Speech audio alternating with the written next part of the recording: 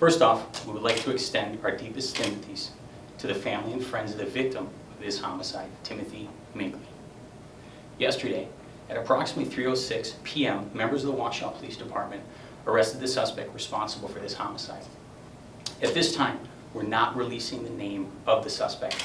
Based on the information compiled up until now, we do not want to compromise our current investigatory efforts. The suspect is a 57-year-old white male that has been associate of the victim for approximately 2 years. He was arrested in his apartment building at 120 Carina Boulevard without incident. He has a brief criminal history that includes a drug arrest in 2013. A search warrant was executed immediately after his arrest. During the course of the search, items that tie the suspect to the crime scene on Wisconsin Avenue were located. The investigatory value of OptiCop camera system was critical in this case.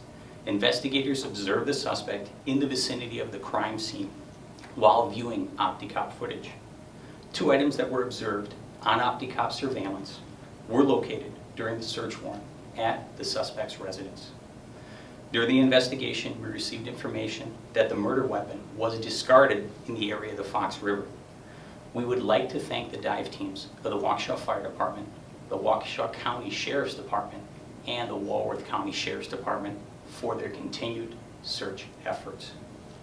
At this time, we do not have the weapon, but we will show perseverance in its pursuit. We believe that the homicide was an isolated act and there are no other suspects.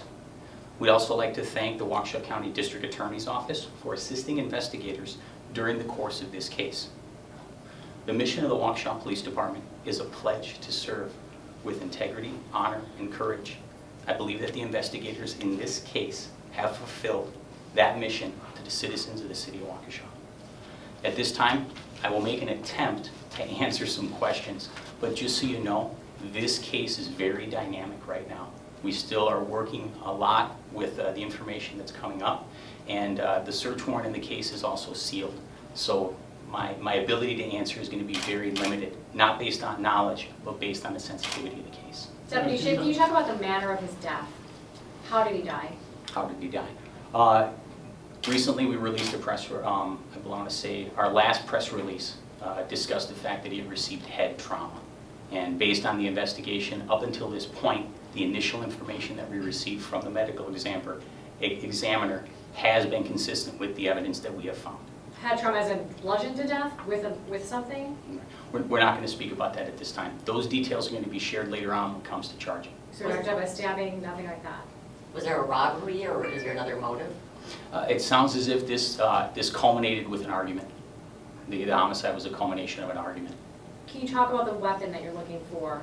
No. Can you talk about the OptiCop thing you mentioned, Dennis? How does that work? What is that? Absolutely. We have a series of different surveillance cameras here in the city of Waukesha, primarily in the downtown area. They overlap, and what investigators were able to do is they were able to locate in the vicinity of the area the suspect, and when they observed that suspect, they were able to find 2 items that were consistent with that surveillance in his apartment, and that assisted in the investigation.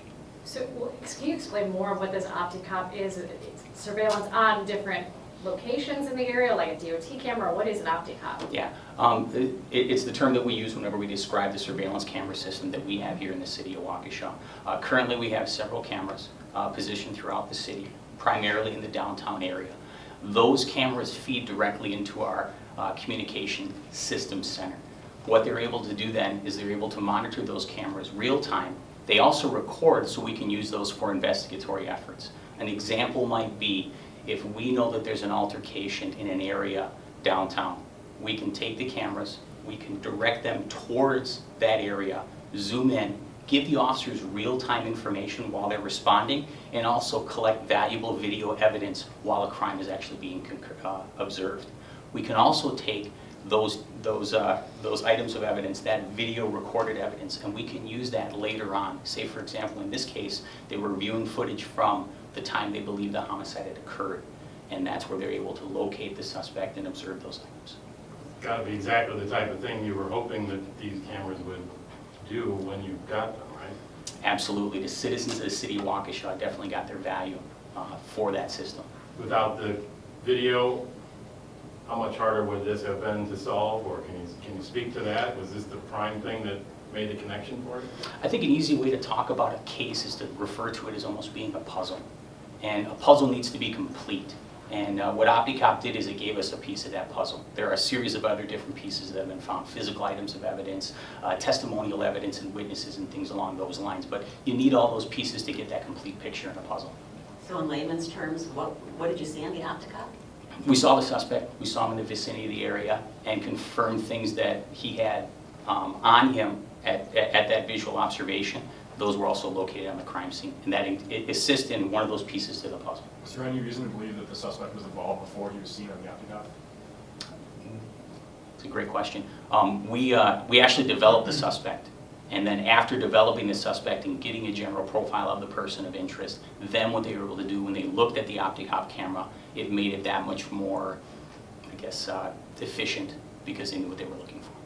So you haven't said you said it wasn't robbery, but can you talk about maybe some of the other reasons that you believe led up to this murder? Okay. We do have several different pieces of information that we're not willing to share right now because of the continued efforts. We just initially have the suspect, have had the opportunity to speak with the suspect, and we need to follow up on the leads that he's giving us when he does that. So we're not going to share those specific details. We will be sharing that obviously later on when it comes to charging. Can you talk about, you said they were associates, can you talk about how they knew each other? I don't have those details right now in front of me. He hasn't been referred yet to the DA then? He's still in custody awaiting? Still in custody, and we're still working on the case. Sounds like he's cooperating. At this point, we took him into custody without incident, and he has been speaking with our investigators. When do you expect charges? It's going to all be based on how quickly we can compile the reports, and as we work on the investigation, more information gets revealed. We have to follow up on that investigation. So, thank you very much for your time, folks. You take care.